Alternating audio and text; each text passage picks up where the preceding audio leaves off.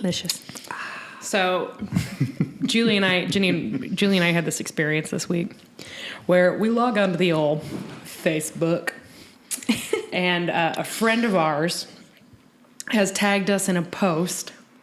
I'm telling the story like Janine already doesn't know this. Janine was also tagged in this post. This is all a ruse. We're just telling you listener, you are hearing this story. I'm just pretending that I'm telling it to. So Janine, we're tagged in this post. Yeah.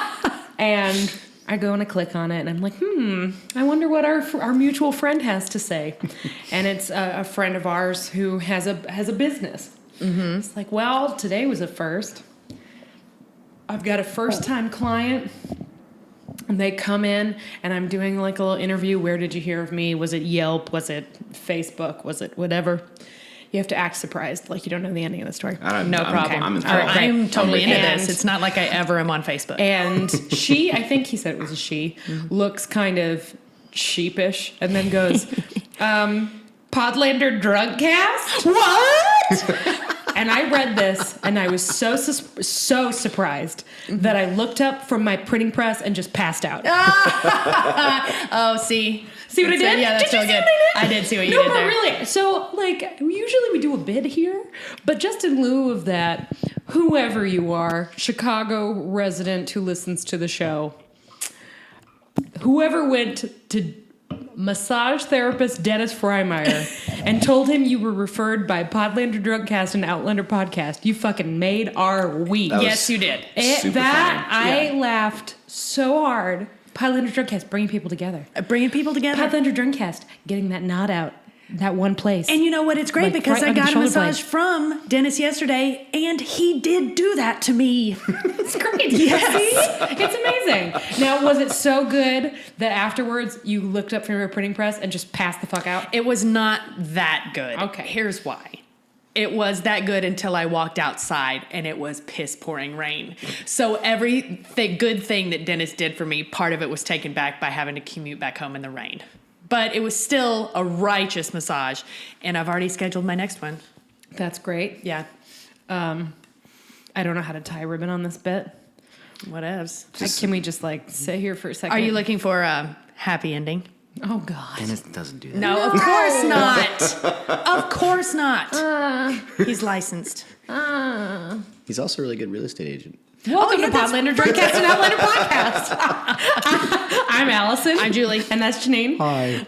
And we have gathered here today to see each other again for the first time. Were you hoping I would launch into Foreigner just then? Feels like the first time. Feels like the very first time. Yeah. In honor of what's today's episode called, Julie? Today is season 3, episode 5, Freedom and Whiskey. They gang together. You know what else gangs together? Watching an episode where those two people see each other for the first time and it feels like the first time. Mm-hmm. And drinking our very first Podlander cast beer. That's true. It is Miller Lite. A fine Pilsner beer. It's been a while since we've said that. It's been a while. Shit. Cheers. Cheers. Oh, my God. It should be known that we are not subjecting Janine to this. Janine is drinking an ice-cold Daisy Cutter Pale Ale from Half Acre Brewing Company. I don't know. I mean, these things are going long, so I might get a fine I'm just Pilsner saying at some point. there's 4 more fine tall boys in that fridge in there. Speaking of tall boys. Faint. You'll see. We're gonna, if they don't replay it at the beginning of next week's episode, we're just gonna have to make you watch it because it's gonna be just the last not 2 week, minutes. 2 weeks. 2 weeks we have to wait, but then it's an extended episode. I've thought about this, and I need you guys to work on this with me in your brain holes. Do you think that the entire way this show has been scheduled and marketed has reflected a certain understanding of foreplay for the female viewer? I would totally go with that. I'm just saying. There's lots of delay. There's lots of delay. It takes a while. They make you wait. Then it happens. It's very exciting. And then it goes back down and then slowly builds back up. That's the way it's felt like this entire time, which is really a long-winded way of me saying this was a build-up episode to the next episode. Yeah, but it was still It was good. It had plenty of... But we know what's coming. We know who's coming. Yeah, soon. Everyone. Yeah, all of us. Everybody. Coming and people gagging together. Oh, it's a group scene. So I'm excited to talk about this episode. But first, I want to put out there that we are going to do an episode next week, and we have no idea what we're going to talk about. Our friend Jen Moniz, friend of the show, Jen Moniz, who gave Julie and I both tarot readings last night. We both got Dick Rocks. Dick Rocks were in both of our readings. That is not bullshit. In fact, mine, I'm sure, we'll tell Jen to bring her deck. Yeah. Well, maybe that'll be frankly part of the speaking, show. if you would like one tonight, I can do it because I dabble in the tarot as well. I'm having a shit week, so let's do it. Okay. All right. I can also Anyway. read yours again, and then you can see. How in sync my they God. are. One of my cards was literally like Stonehenge with a deer underneath it. Oh my fucking That God. son of a bitch will not leave me alone. He won't, but he's so why? thirsty. Why was he so standoffish to Yeah, us? well now that he's dead on the show, I guess now he just wants the publicity. Everything's drying up. He just has a lot more free time on his hands now. Yeah. Yeah, it's just He did totally appear though as Bambi, like it was a tiny baby deer next to a dick rock. Fucking credits, deer. Can I get a little death bunny? Come on. Can I get some prison burn? Can I get some biting monkey? Speaking of Twitter polls, this is what I'm saying. Next week when we talk to Jen, I'm not sure what we're going to talk about. So if you out there on Twitter want to make some suggestions, I will throw them in the old-fashioned Twitter poll, and we can figure out what we're going to talk about next week to help tide you over before A. Malcolm, which is the name of the next episode. Malcolm. Is that what they're going to call it? They're not just literally calling it the print shop? Mm-mm. Oh, okay. We've already seen the print shop. That's true. Print shop, print shop, Print shop, print shop, print shop, print shop. Okay, that's fucking. Allison really wants to make Doom Hut our theme song. I really do. I have thought about this. Did I tell you this? Because I've actually been thinking, like, we should have a theme song. That would be funny.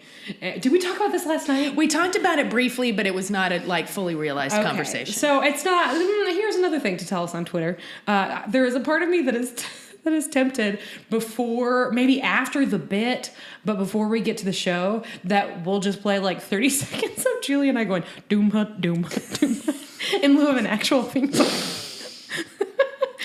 I'm the only one who thinks. I like the Doom Hut, but my idea was that we do like 15 seconds of a different song every time because we sing so many different songs on this show. Mm-hmm. And as long as we change the words to be Outlander related, it would be protected by parody, and especially if it's only 15 seconds. Like literally, we've got a Kool in the Gang jam. We've got like all of it. Feels like the first time. Fleetwood Mac canon in there. We could get some foreigner. We could get some foreigner in there. Everybody. I know that was loud. It's worth it. We have so many songs that we sing just for funsies. It could always be something different. I feel like we could make an album. We probably could. Of 15-second clips. That always end with one of us dropping something, or all of us laughing, or one person going, cut! Like, that's how they all end. Or we accidentally spill our beer. We hit the mic with the growler. No growler this week. No growler. We're still squeakies. Yeah, I'll do a little. Get the squeaks. There we go. You guys, I'm glad you guys are doing it this time and not me. That was a simultaneous sip, guys. Fine Pilsner beer. Is it time to talk about this episode? Yes, of course. Season 3, Episode 5, Freedom and Whiskey. We start out with the title card. It is two very beautiful feminine hands painting a Christmas ornament that says, Brianna's First Christmas. 1948? Yes. Yes, okay. So it's obviously Claire back in the States as a new mommy making a Christmas ornament for Brianna. So we know we're Christmas time. I don't know. Maybe it was that bitch's feminine hands. I don't know. You know what? What if it was? It wasn't. No, it was Claire. I just want an excuse to call her that bitch. They were very precise. It was with a very thin little paintbrush, so it's obviously somebody with a very steady hand. Somebody like who might be, I don't know, a surgeon. And we So know it's it good. wasn't Joe Abernathy's hands. No, we do know that. We know that. I love Joe. I do too. Can I we can't talk wait about to Joe talk for about just it. a second? We're going to be able to talk about Joe a lot this episode, but that dude is great. He is good. I need to see more. I've already said this is the most we've seen of him in a single episode, and I was very excited about it. Oh, and he calls her Lady Jane. That made me really happy. That's her nickname in the book. Nice. He calls her Lady Jane or LJ. And in the book, oh God, see, I'm just going to say it in the book over and over again this episode. Sorry, guys. Well, based on what you told me, it's very different. Well, some of it is and some of it isn't. Some of it was straight from the book.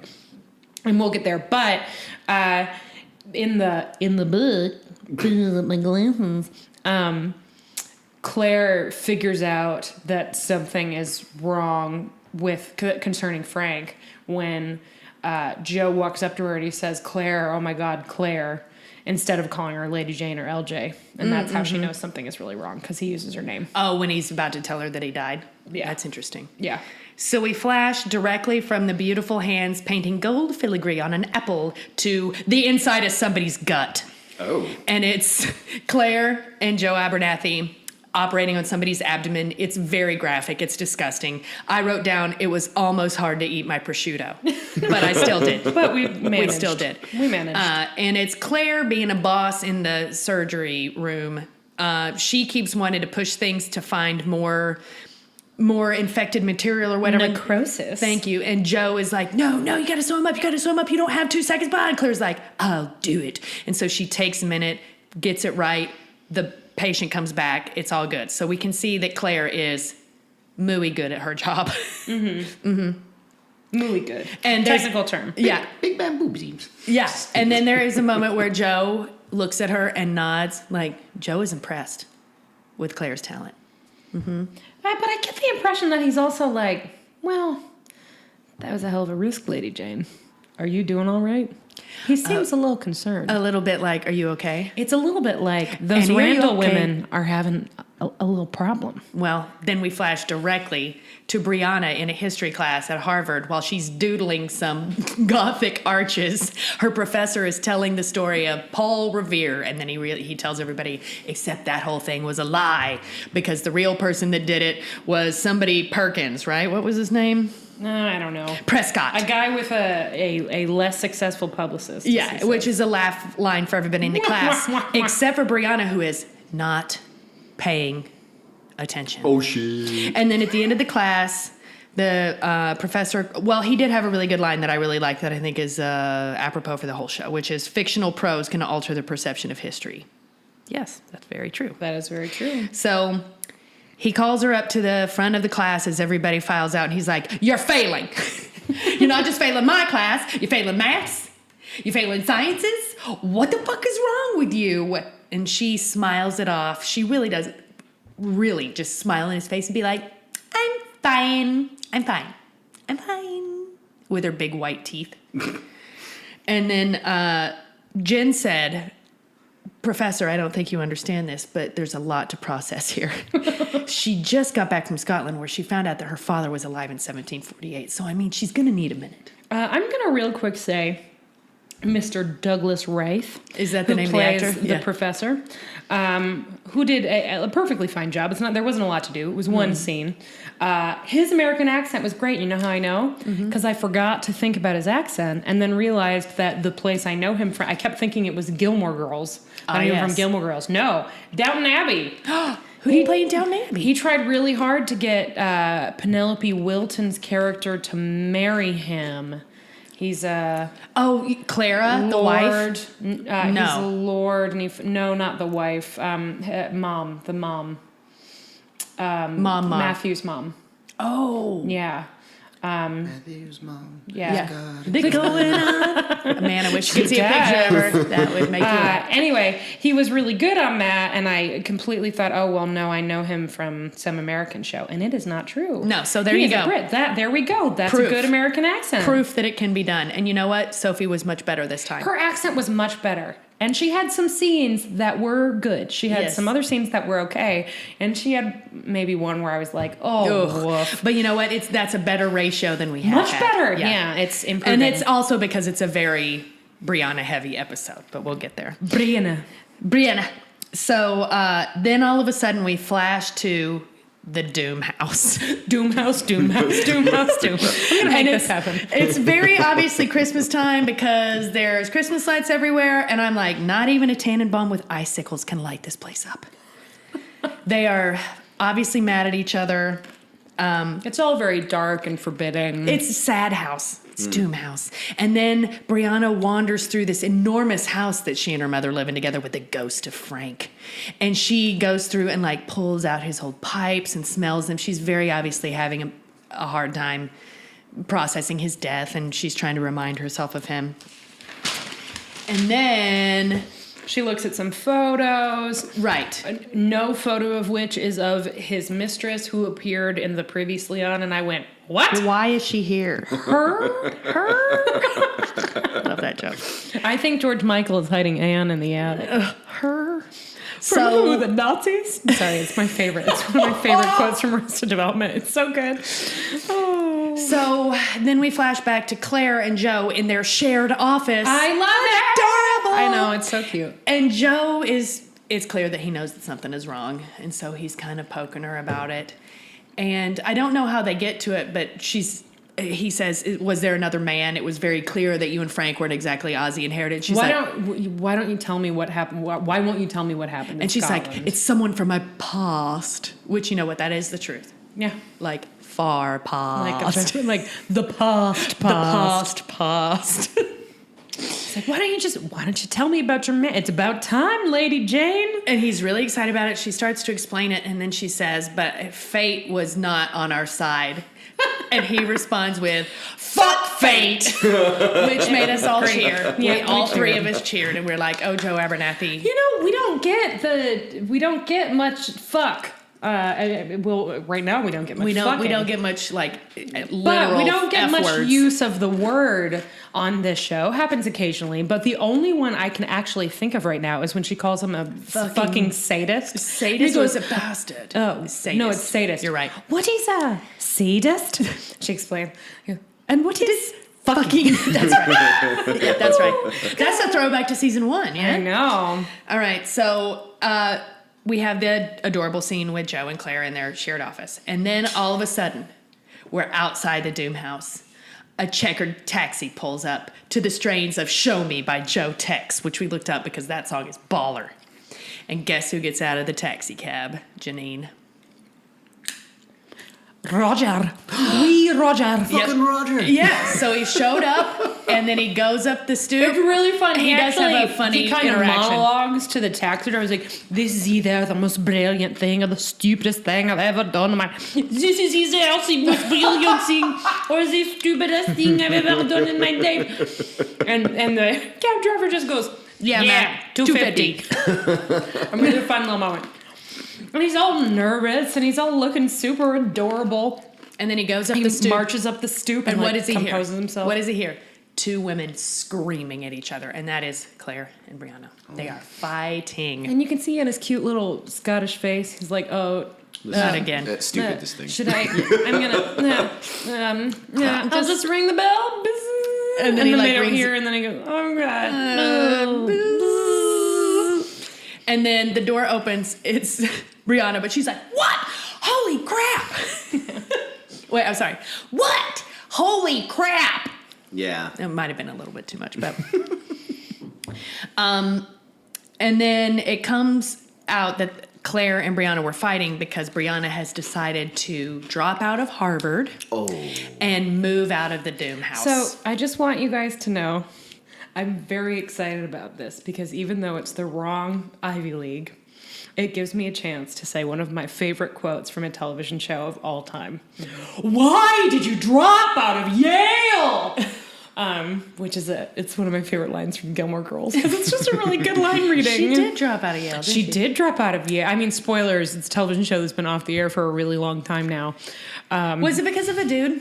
Sort of. And you know what? Fuck that. All right, let's move on. It was a complicated show. She had things to do. She was having a hard time. She was having a 20s crisis.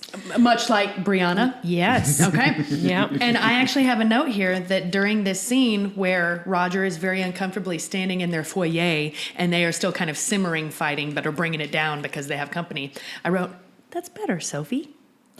Yeah, she did really well in this scene. Yeah, she was upset, and there was that thing where you can tell that people are trying really hard to compose themselves and be chill, but they just cannot get it together. So Claire is trying to be her old, like, slightly repressed British thing that she's really bad at, because Claire doesn't repress shit.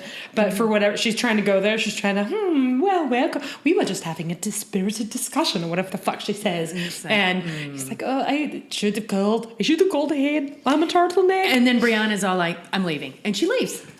Let's hang out tomorrow. Oh, yeah. And then, boom, she's out. With a box of stuff, like one box. Where's she going? It's like a tennis racket and 2 sweatshirts. Also, where the fuck is she actually going? I'm assuming she's going to like crash at a friend's place, whatever, the 20s. So, why did you drop out of Yale? So we're left with Roger and Claire hanging out, and the first thing that Roger does, because he is a good man, is he goes and pours some whiskey. Yeah. And he goes into their living room in the beautiful corner bar, which... Oh, I need to know. Jesus, there was some great mid-century porn this week. Yes, like beautiful glasses, beautiful furniture, beautiful chairs. It was like really narrow, both width-wise and depth-wise, so it would fit exactly in a corner, but it had a big fold-down table, and then it was lit from within. And anyway, it was fucking beautiful. I saw one of those Friday evening. Where? At this gallery show I went to. Ooh. They had this amazing, and the guy's trying to get rid of it. Let me make some connections. Really? I don't have anywhere to put it in my house, but I'm sure you do. You I can put it there. You can put it there. You can put it there. BT you can you put guys, it there. we're at my house today. I don't know if we mentioned that. At some point, you might hear Sophie. It'll sound like this. You will definitely hear Neil show back up, and you might hear Kevin show up too. We'll see. The Dude Lanzers have been keeping up. So, again, for those new to the fun and games, and we've got some recent listeners, new listeners, we do an episode, it's usually a 2-parter every year, where we have Julie's husband, Neil, and our friend / fame whore, Kevin, come on the show to talk about Outlander. Neil is typically disposed to kind of like it. Kevin usually doesn't, but he goes through it. But he has good taste in actors, and it's a fun conversation to 2 people who are definitely not the target demographic, which doesn't mean there aren't dudes who watch Outlander. We have male listeners. Hi, guys. Hey, I hope you really like all of the talk about sticking fingers up butts. And all the dress talk. It's a woman's secret. Yeah, that is the woman's secret. #, woman's secret. Anyways, Dudelander. So the Dudelander guys are watching 2 episodes today so that they can keep abreast of the series. And they'll be watching while we're recording. So you might hear that happen, and I hope that you do, because it'll be hilarious. So they got the whiskey out, which is a pivotal moment. It right. Like. Well, Roger is always leaving the room to go get whiskey for somebody. Low-level alcoholic? I don't know. Scottish. Or else just trying to smooth the rough edges off of everyone's life. You know what? Like you know what a they really always warm say. and comfortable turtleneck. You know what they always say? Having an awkward fight and having an awkward fight with your daughter and whiskey, gang together. Gotten together. So we go into the living room. We're drinking some whiskey. This is a great scene. This was maybe my favorite scene, although I liked... There were a lot of really great scenes. I love the ending, of course, and I love the mommy-daughter scene underneath the arches at Harvard. Yep. I think that there were a couple of great Claire Joe scenes, but Roger is talking. I keep wanting to call him Richard because the actor's name is Richard. I do Rankin. that every time. But Roger, can I have a biscuit? Is now, can I have some whiskey? Also, can I have a relationship with your daughter? Roger is talking about how it's his first Christmas without the Reverend, without the man who raised him, who he considers his father. And Reverend Wakefield is a reminder. Yeah. And that they would go every Christmas and give out toys at the children's home and sing carols and probably drink a lot because, again, Scotland. It's very clear he's got a thing. He's got a fondness. Yes. For drink. The tipple. And he didn't want to be there, so he wanted to come make new traditions for himself and have an American Christmas. He had 2 specific desires in Boston, and that was a lobster roll and a Boston cream pie. That becomes important later. Yeah. He's got his priorities straight. Yeah. So, but he says, I wanted to come and have a new tradition. I'm sorry I surprised you, but guess what? Here's Jamie. So this is a place where the book and the show deviate pretty dramatically. And it makes sense that obviously they wanted to get Claire and Jamie reunited and it feels so good pretty fast. So they went through a lot of stuff pretty quickly. And it makes sense that they made this choice because it upped the tension. But in the book, Claire never decides to stop looking. Once they start looking, they hit a couple of dead ends. She gets really frustrated. But there's the equivalent of the scene that they have here would be there's a really beautiful scene in the book where they're in a boat on Loch Ness. And Brianna is sleeping in the boat and they have a conversation about like tall men and if she's going to go back and things like that. Is it because Brianna doesn't really do very well on a boat? Oh, no. Brianna's got a strong stomach. She's not a weak seaman. Well, all right. She is a strong seaman. Well, she did make it through those dick rocks. I'm just saying. She's pretty tight. So, She didn't go through the dick rock. well, her as a fetus, she did. Oh, yeah. So she's strong. She's strong. God, I wonder if Claire had gone through the dick rocks and her kid, soon-to-be kid, her fetus, had not had time travel ability. I wonder if they both would have died. Or maybe worse. Claire would have made it and then had a stillborn.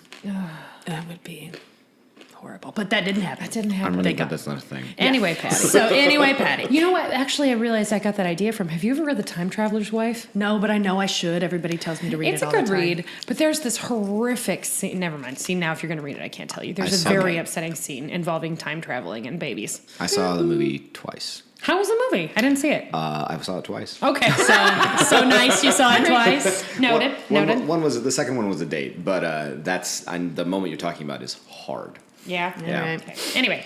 So he actually is like, I couldn't give it up. I'm like a dog with a bone. Yes. So this is what I was saying. So in the book, they just keep looking, and Claire goes back to Boston to put her affairs in order, basically. And Claire and Roger seem to know sort of the whole time that if they find him, if they can trace him for 20 years, there's a chance she could go back, and it takes Brianna longer to figure out that those are the stakes. Mm-hmm. Whereas here, they hit a dead end and Claire kind of gives up. So instead of frustration and anticipation and those being the key elements, it's Claire being protective of both herself and her kid, which I think is a really, really cool choice. So when Roger shows up and says, well, I'm like a dog with a bone. Mm-hmm. And I'm like a dog with a bone. And he can't. And he says that he kept looking because he's a historian and that's what he does.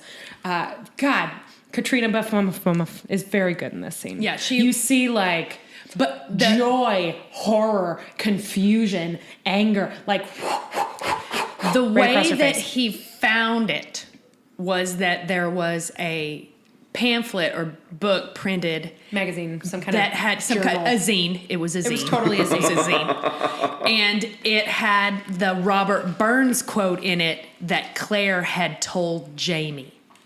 Freedom and whiskey gang together. Freedom and whiskey gang together. And she's like, well, it would have been Robert Burns. And he's like, Robert Burns was 6 years old when this came out. Oh, so it's almost like That's little... the first oh shit, everybody drank. No, that's the second. Oh, it's the second one? Yeah, the other one was that one was actually a good reaction though. The other one was a little bit contrived on my part. All right, But cheers. cheers. So thanks for the new drinking game, everyone who suggested it. So Claire has to realize, oh, Jamie, this is Jamie. And then he turns it over, and it's the printing press of Alexander Malcolm. Mm-hmm. And she's like, what? And then she gets very upset and is like, why would you do this to me? I had already put this behind me, which is why I closed the door on the past. and then I got my hopes up. Why would you do this to me again? What about Brianna? Yeah, and she basically is like, but you could go back, you could go to him. She's like, and Lima, you just saw my daughter is a hot fucking mess. She is having a let She is dropping out of college, and you should see the sartorial choices she's making. That's not true. She actually, Brianna, she brings looks great. She looks really great. So there's She's a wearing moment. this terrible wig. Have you seen this Anyway. Is that a wig? Shh, it's a wig. Shh, it's a wig. If it's not a wig, I would bet money she has extensions. Oh, yeah, it's very long. It's very long and very straight and very beautiful, which is not to say that Sophie Skelton doesn't have long, beautiful hair. She does. But it's very long and very straight and very thick. Mm-hmm. And very beautiful. You know who didn't have thick hair? Her dad. That's interesting. True. But you know who does have thick hair? Her mom, because Joe Abernathy so poetically puts it later, but we'll get there. But you know why Brianna has thick hair? Why? It's because she's such a strong seaman. Oh, no. God damn it. There's a moment in this scene where Claire goes to stand by a light bulb and it hits her face, and I'm like, moisture goals. Yeah, she's got really great skin. Fucking Katrina Balfe, you better thank God every day of your life. Happy birthday to Katrina Balfe. That's right. She just turned 40. Happy birthday. Cheers. And man, she looks looking good. Looking really good. And then we realized if it's Christmas time and they left Scotland in the summertime, Roger has basically been researching this whole time. So that's 7 months of nonstop research to find this for Claire to be like, nah. Get out, kind of. Let me really quick point out the best moment in this very good scene in which they're both very good. She's so upset and almost ranting a little bit, obviously has sort of lost control of herself and is lashing out at him a little bit. And Richard fucking Rankin, he's so good. He looks at her and and it's so quiet and quick and monotone, incredibly underplayed, and says, "How can I help? What can I do?" Mm-hmm. And then she says, "Don't tell Brianna. She has enough going on. Don't tell her." And he says, "Okay." And then they have more whiskey. And then he kind of just retires to bed. Yeah. Because it's obviously kind of upsetting. Yeah. Then we cut to Joe and Claire's shared office with a big empty table, and it's Joe laying out a full skeleton. And I don't know if this comes back later. Allison was surprised to see it, even though it's in the book. She was surprised. Oh, not surprised. Well, I guess a little surprised. Surprised and happy. Pleased, really pleased. Yeah. This is a thing that I thought for sure was going to get cut, and I'm glad it didn't. So it's a cool, weird little scene. Essentially, a friend of Joe's who is an anthropologist sent him the skeletal remains of somebody who died under nefarious circumstances about 150 years before. Who died, and they're trying to figure out how. They're looking for cause of death for this skeleton that they found on an archaeological dig. And Claire walks in, looks at it, alas, poor Yorick's it, and is like, she was murdered, and sets the head down. Why do you have the bones of someone who was murdered 150 years ago? And Joe's like, whoop, I didn't tell you when. 50 years. You were only off by 50 years. That was very close. How did you know she was murdered? So Claire's got a little kind of... She can... I don't know, it felt like it. She can feel it. She's a regular bouton. Yeah.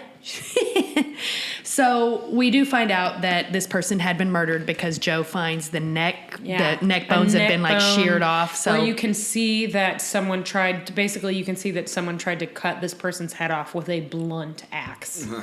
Yeah, and gross. they found the bones in a cave in the Caribbean. Yeah. And then they were trying to tell Joe that it might have been a slave.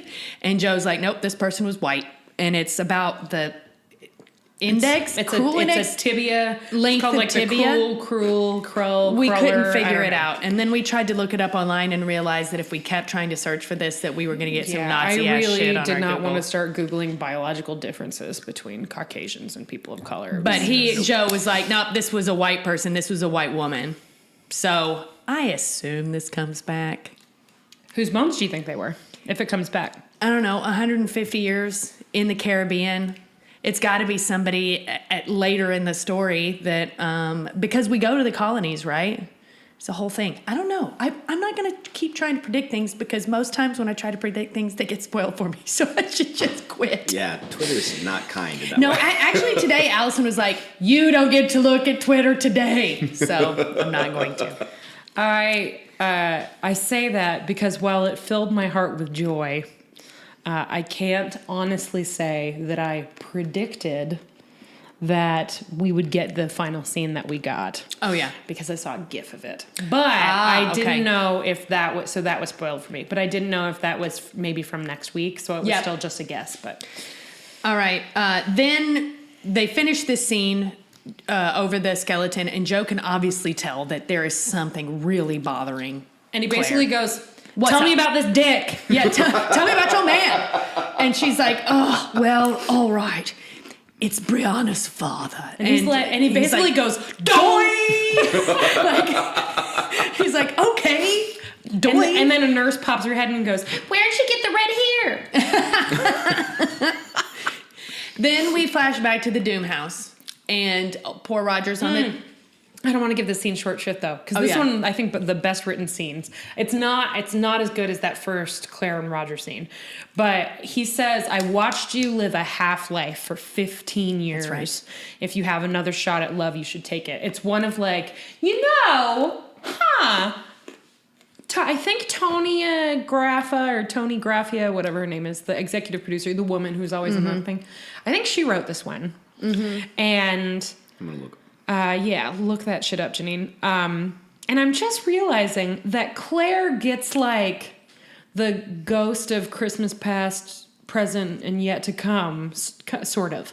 Because first, Joe tells her that she should go and find love if she possibly can. Right. Then, bitch face tells her that she wasted 20 years of her life with Frank when she would give anything for one more day with Frank. We're coming up on that. And then fucking to the moon, right? You're right. So it's oh my God, like it's a Christmas Carol. the past, the present, and the future. Because then it ends with him giving her the Christmas. Oh my God, Yeah. it really is. Allison, Tony or Tonia?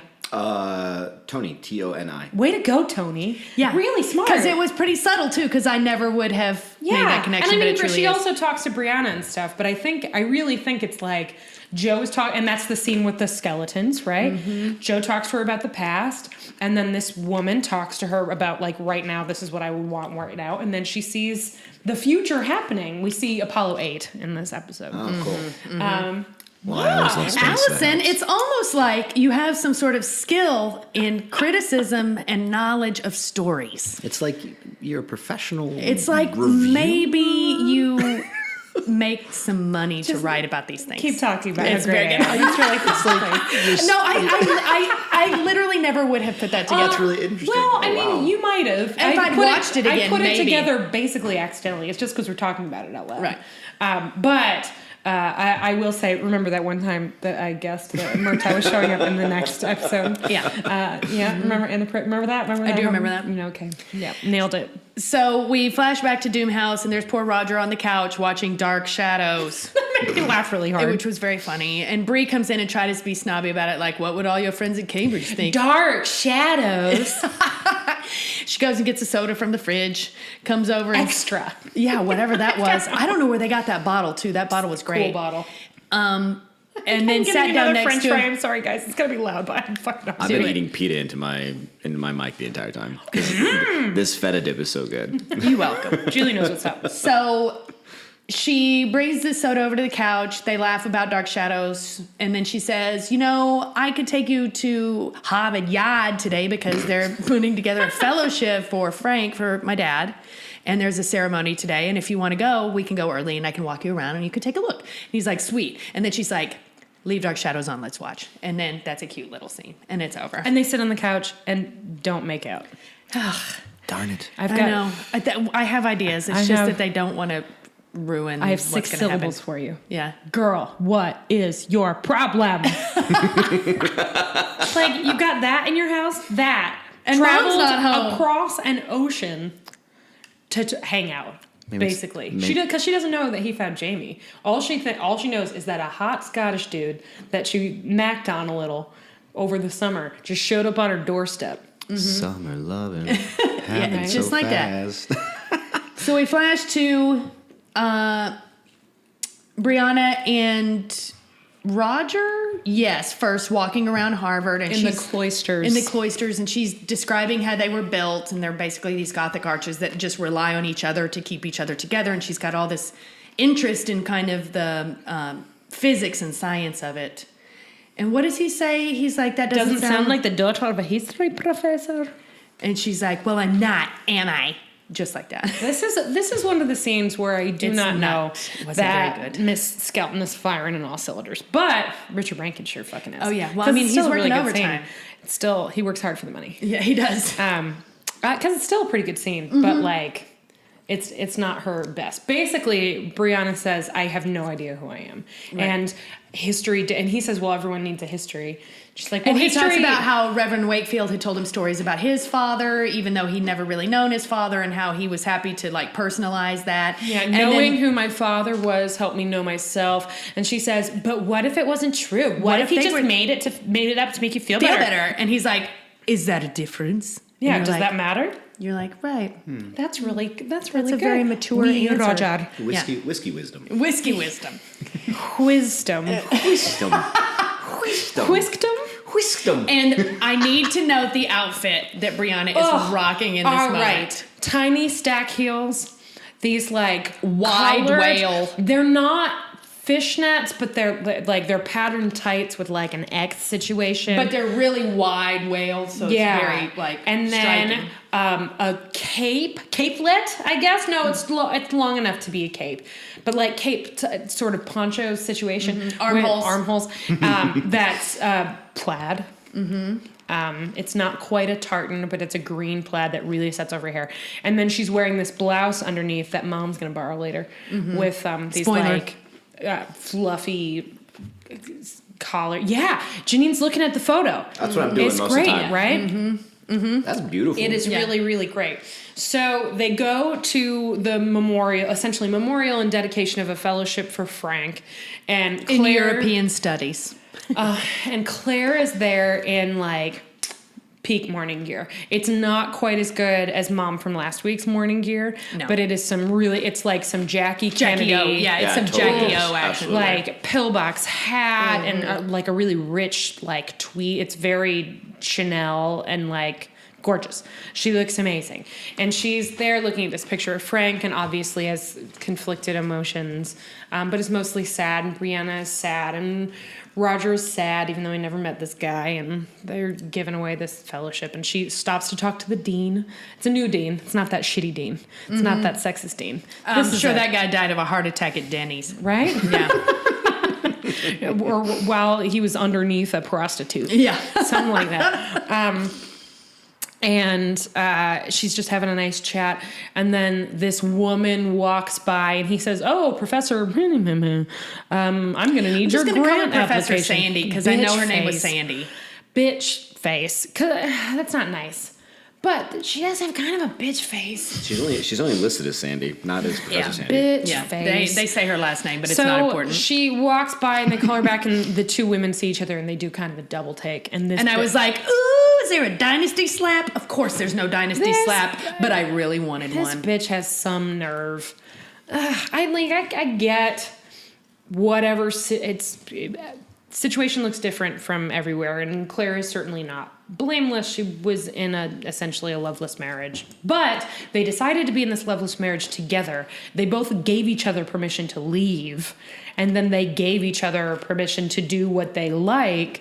And if Frank was really clear about what the situation was with this woman, then she has no right being fucking pissed at Claire. Anyway, she basically is like, you're selfish. You kept him to yourself, even though you didn't love him. I loved him. He was the greatest love of my life. And we were together for 15 years or whatever, and I would give anything for just one more day, and then flounces off. Yeah, basically says, he only stayed with you for Brianna, but even then, I saw the way he looked at you, and he still loved you, and you didn't love him. And blah, It was blah, blah. horrible. And then she leaves. And I mean, that actress does a perfectly fine job. And if this is Christmas Carol structure, then I understand why it's in there. Mm-hmm. But there is something about it. I just didn't dig that scene. No, I thought it was superfluous. It really didn't change I also much. just sort of don't buy that Claire wouldn't say, "You don't get to talk to me. I'm going over here now."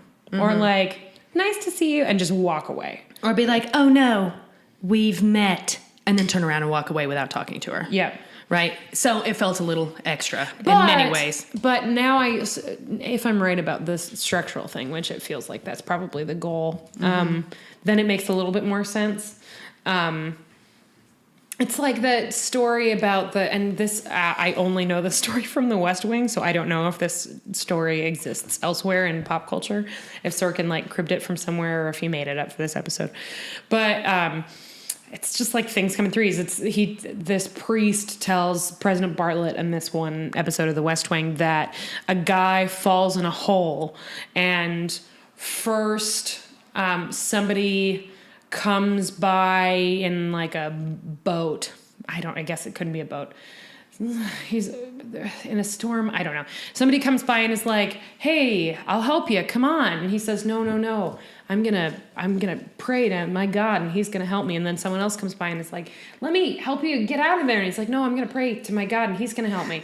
And then someone else comes by and is like, "Just come on, let's get you out of here." And he's like, "No, I'm gonna pray to my God. My God's gonna help me." And God's like, "I and sent you those three motherfuckers." And he's like, "Why didn't you help me?" And he's like, "I sent you 3 fucking people. I sent you a boat. I sent you a ladder. What the fuck is wrong with you? Anyway, it's a little bit like that. It's like 3 touches. She needs to sort of hear it from 3 different perspectives. Somebody who's like saying what she has lost, somebody describing what Frank has lost and equating it to what Jamie must be going through in some way without realizing that's what they're doing, and then the trip to the moon. Anyway, after this, Claire and Brianna have a little heart-to-heart because Bree sees this interaction. And it's like, I recognize that woman. When I was a kid and out with Dad one day, we ran into her in a bookstore, and I could tell they knew each other, but it felt strange. And then she's like, "No more secrets, no more lies, Mom." And Claire's like, yeah, your dad was fucking her for a long time. And Brianna's not surprised. Your father loved her. He yes. does say that, which is more than that bitch deserves. So, well, I mean, after that behavior. Yeah, that was shitty behavior. It's Claire is being the bigger person there. And it's being honest, because Frank did say that he loved her and he wanted to spend I think the line is, "I want to spend the rest of my life with a wife who actually loves me." Yeah. Something like that. When he's saying he's going to take Brianna to England. Anyway. Janine, bring a couple of Miller Lights. I got you. Cool. So Thanks, bro. then we're having the scene with Brianna and Claire in the cloister again. It's beautiful. And Sophie does a great job in this scene. But the through line of this scene is, "No more secrets, Mom." And so she tells her about the mistress, and then she also tells Brianna about the knowledge that Roger brought. She brings out the photocopy the zine of the zine, which she has been carrying around in her purse. I mean, probably rubbing it in, like, just like, and touching because it. No More Secrets goes 2 ways, Brianna basically is like, "Hey, so by the way, here is what's bothering me. Did Dad just stay with me because I was an obligation? Because he must have hated me. Because if I look like Jamie, he spent his entire life looking at someone who looks just like the man his wife actually loved." And Claire's like, "No, he loved you so much that he stayed with my ass. He loved you so much, he would have done anything." "No, not at all." And she goes, "Okay, but then, like, you must really hate me, right? Because you had to leave Jamie because of me. So you must resent me. How must you've resented me all these years?" And she just like, no, because I love you so much, because I was nursing you and you looked up at me with those eyes. And I've never felt anything like that before. It really is. It was a good scene. It was very well acted, and it's really beautiful. And that's Sophie, more of that, please. Yeah, it was really good. You're going to get there. So you can see Claire sort of thinking about what is going to happen next from her, and at the same time you see Brianna figuring out what all of this actually means to her, like what she is experiencing, and whether there's history involved or not, what her relationship with all 3 of her parents is, which becomes important later. All right, and then we flash to, I don't know if it's actually in Claire and Joe's office, but it's definitely in the hospital. Lots of people in Santa hats. The television is on, and it's Apollo 8 circling the moon. And they're sipping some wine out of some beautiful glasses. Yeah. Oh, God, the glassware in this episode. Yeah, all of the accoutrement, the mid-century modern shit is just swoon-worthy. It's all perfectly done. It's all exactly right for the time. And just, how did they find it all? Like I said, I think I said this about something in the Paris season where I was like, is there just a warehouse somewhere where all the actual period-appropriate props live? and they all have their own little area. Like 1968, was there like, they talk about this in the thing, but was there just a checker cab and then a shelf above it with all the whiskey glasses and then because it's everything from my great grandmother's house. You know what I mean? Like, that's what it is, and it's so good. They got on the phone, they were like, hello, is this AMC? Yeah, send me everything you have from Mad Men. Like, immediately. All of it, please. No, I think you misheard me. I think you heard me say, send me a lot of stuff from Mad Men. I said, send me all of it. All of it. So, Julie is making her way through Parks and Rec, so good. which she and Neil call Peener. It makes me so happy. Watched a couple of episodes of Peener last night. Made me real sad. City council election with the highly competent woman and the idiot man-child. And it's very hard. Anyway, Patty. So we see Claire watching this once-in-a-lifetime scientific event. We are in the future. This is the future now. We can go to outer fucking space. And Claire walks to the window with her finely appointed glassware. Joe says, this is the thing that I've never understood. How do you do something like that? Go on a trip like that and come back to your normal life? Right, and Claire's like, About that. I can tell you, I went the other way. And it's even harder when you've been fucked like you've never been fucked before. Because maybe those astronauts are getting some up there, but I bet there's a lot of logistics involved with the costumes. There's also a really great little, like, teeny moment, and I guess maybe this is right here after she looks out the window. She goes out and looks at the moon, and it's a full moon. But then later she's looking out the window at her, sitting on this gorgeous window seat in like these really cool pajamas, just holding her wedding pearls, thinking like, and I got fucked with these pearls, and then that other time I got fucked with these pearls, and then there's that other time I got fucked with these pearls, and then there's that one time that I didn't get fucked with these pearls, but they looked really nice. But there was that one time when we were outside and I'd left the pearls inside, and I kind of wished I'd still had them, but it was still good. Yeah. Then there was that time that they were kind of sticky, but that actually was like that better. was into it, like they stuck to my boobs. Anyway. So we have the scene of Claire looking at the moon and realizing, life is fucking short. You thinking like, well, yes, you go on that trip and you come back and your life is never the same. And could I do that again? Right. Like, could I go to the fucking moon again? Mm-hmm. And then she thinks, yes. So she goes back to the Doom house to talk to Brianna about it. And they're sitting on the couch and Brianna is wearing Charles Nelson Riley's shirt. And I want it. It's bright red.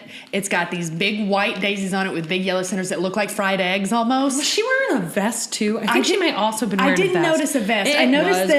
I noticed that the shirt was long sleeved and it had the tight cuffs with the balloon like arm. Oh my God. Anyway, I wanted it. Sophie, also good in this scene. Mm-hmm. Claire explains that she doesn't know what will happen to her if she goes back through the stones and that it's possible that she might actually die because it's very dangerous. She might die, and it might be that she could never come back. And she says, you might never see me again. Is that something you can live with? Because I don't think I can. And man, Katrina, selling it. Just killing it. Just straight killing it.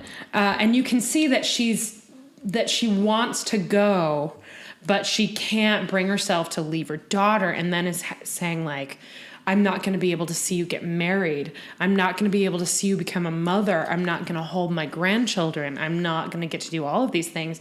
And you can see Brianna getting upset, but she says basically like, I'm grown now. Yes, I'm a hot mess, but have you seen my wardrobe? I'm doing at least one thing right. I can put myself together. You raised me. I'm here. I'm grown. I can exist on my own, and it doesn't seem like you can exist without him. And besides, somebody has to go and tell him that he didn't do this for nothing, and that I'm here, and that I'm healthy and happy. And she also says, I've often wondered how much of me was my father and how much of me was Frank, but she says, I always wondered if I was more Randall or more Fraser. Yeah, but I realized that I'm more you, and it's a very touching moment between her and Katrina. And Claire's face goes, and then Claire says the funniest thing that's ever been said aloud on television. Fuck fate. No, she goes, what if he's forgotten me? Fuck that. Like Jen and Allison and I, all three of us went, like, no. There is no way that if you've ever experienced that kind of A, fucking, and B, true love, that you're ever going to forget that person. So I think she's just nervous, which we'll see a little bit, sadly, more of in a minute, in a way that's whatever. We'll get there. Oh, I don't mind it. I don't mind it. It's just like, oh, come on. It was a different time. And so she's going through this thing in her mind with, what if he's forgotten me? What if he doesn't think I'm attractive anymore? All this crap. So she goes back to work and she's like, Joe, I have to ask you a question. I need a second opinion. And he's like, great. Is it an appendix? Like, which? No, I'm sorry. I need a friend's opinion. Actually, I just need a little honest opinion, I guess is what she says. And she's like, Joe, door slams, do you think I'm sexually attractive? No, I want to quote this precisely because it's the way in which it's phrased is what I think makes it funny. She says, am I attractive? Sexually. And Joe's like, are you kidding me? He goes, is this a trick question? Are you kidding me? No, I don't. And he's like, oh, this is about your man, isn't it? This is about your man. This is about your man. You're going to do it. You're going to go for it. Yeah, you're going to get some. You're going to get laid. And then he asks her, what is she, as she prompts him again, and he's like, you're a skinny white woman with too much hair and a great ass. And she's like, thank you. That's all I wanted That's to know. all I wanted to know. Great, Joe out. A piece. Mic drop. Please come back, Joe Abernathy, please. Yeah. I know you He'll told be me he back. will, but He'll be back. this actor is fun and He's good very, to watch. what's his name? I got it. Mr. Joe Abernathy? I'm still on Downton Abbey. That's not helpful. He was on Downton? Oh, no, the professor was from Downton Abbey. Is this guy American? We didn't check that. Will Johnson. Yes. Is Will Johnson American? He doesn't seem like it to me. No, he's an English actor. Yeah, that's another good accent. You know what? His accent might be the best because his is not only just a straight kind of mid-Atlantic English, but he also has a little bit of a twang. Yeah. Like he's coming from somewhere south of there. Ooh. He was in the Daniel Radcliffe, Rosencrantz and Guildenstern Are Dead. Ooh. Was he one of the mains? Claudius. No. He's also in Aries. Oh, Thank that you. explains everything. No, I Thank you, know what? IMDb. Thank you. Thank you. Star sign, Aries. So Joe Abernathy. He's 5'9". Yeah. That means he's probably 5'7". Yeah. Joe Abernathy out for the episode. Looking forward to seeing you again. Back to Doom House for Christmas present time. Claire's opening presents. Fucking Brianna and Roger out on the town just doing a little estate sale shopping. Found her some Scottish coins that were appropriate for the time, so she's going back rich. Fuck yeah. She's like, yes, what a great and thoughtful present. And then Roger gives her a history book about Scotland, and she's like, could have used this the first time. It's like, fair. And then Brianna comes through with the real gift, which is like real thought put into this. And like, so I don't know if you remember this about her going through the stones, but she always lost a gemstone. Remember that Galus said that was part of the part of the trip is that you had to have some kind of gemstone on you. Mm-hmm. And in the first one, it was her watch. She lost her jeweled watch. And in the second one, it was she was wearing Jamie's dad's ring and the stone fell out. Remember? Oh, yeah. So Brianna got her a beautiful topaz necklace and was like, remember what Galus said? That you need a stone? And it's her birthstone. And it's her birthstone. Oh. Yeah. Yeah. So like that one was a little bit of a tearjerker. And then they're like, what are you gonna wear, Mom? And Mom's like, just a minute. And then she goes and gets a raincoat. Well, no, she says like, I need to figure out a way to smuggle all this stuff. Oh, she also says that she smuggled a bunch of scalpels and some penicillin out of the hospital. Because she's taking that shit back with her. Oh, damn right. She is do. fraud. That is medical malpractice. But she's also like, she better not come back through the stones because she's going to lose her fucking medical license. and she's also like, I think that they could use it in 16th century Edinburgh more than they can use it in Boston. I'm like, have you been to Boston? I mean, Boston is a shithole. It's not. Of course Well, not. I've never been. I have no interest in going. I have, but I mean, I would guess there are a lot of people there who could use some Probably penicillin. use some penicillin. Yeah. And then she's like, I'm going to need a dress that looks somewhat appropriate, and I'm going to need a shit ton of motherfucking pockets to hide all this shit. And then Roger goes, oh, like a utility belt from the Caped Crusader. And we start talking about Batman. Hilarious. Not in the book, right? That not in the book. Then we get a sewing montage To the Batman to theme. the Batman theme. Are you fucking kidding me? It's great. It's great. It's great. So basically, she takes a raincoat and alters it and then creates like a sort of matching vest and skirt situation and borrows a blouse from Brianna. Pirate blouse. Mm-hmm. So it's basically a big gray fitted dress with all sorts of interior hidden pockets. And she makes it in one night. And you guys, I know that I really have to suspend my disbelief for a show about time traveling. But I'm going to tell you, sewing a dress like that in one night is really stretching it thin for me. Well, but she was altering, and this is, we'll That's see true. this in more detail later, but I want to tip my hat to Terry Dressbach. Dressbach, cheers, because she really did do it right. That dress, first of all, you can tell it's altered from a raincoat. Like, And it moves, it's like raincoat material. And you can tell that it was made by somebody who knows their way around a sewing machine, but isn't the best. Like, at one point, there was a close-up shot of one of the but she mentions it sleeves. first. Yeah. She says that she's like, I don't know. I mean, one of the sleeves is longer than the other, and but you don't see that yet. And then one of the sleeves is longer Is than the other. actually longer than the other, and the hem is ragged. and I'm not great with a sewing machine. She also says, I've made your Halloween costumes for years. Yeah. What do you think I can't know my way around? Whatever the fuck.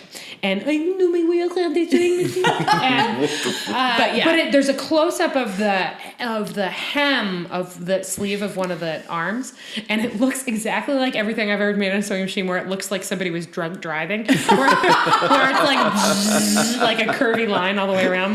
Really made me laugh. It's a good costume. So she makes her dress to Batman, which was a really good choice. That was and really then fun. she decides to dye the grays out of her hair, which was my.